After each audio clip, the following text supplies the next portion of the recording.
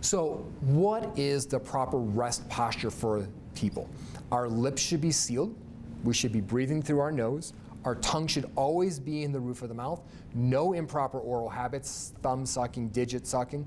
And our teeth should either be lightly touching or just slightly apart. That's the normal position we want everybody to be in.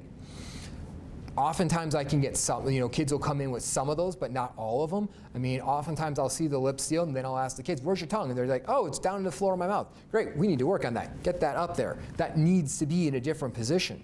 So why does nasal breathing matter? Why am I so harping on this?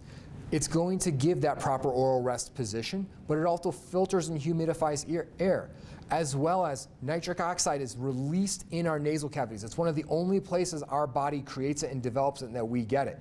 It's important for uptake of oxygen as well as cell signaling. You actually get more oxygen by breathing through your nose than you do mouth breathing because nitric oxide affects oxygen uptake. This is super important.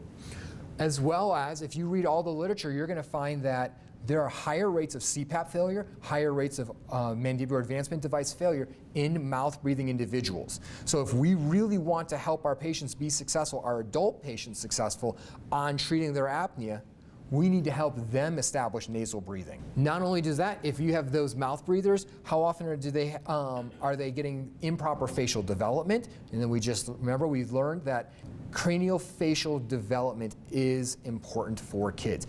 Improper growth and development leads to a higher rate of apnea in non-obese children. As well as I get a lot of parents, who ask, who say, oh yeah, my child's really messy and loud. They're just all day long.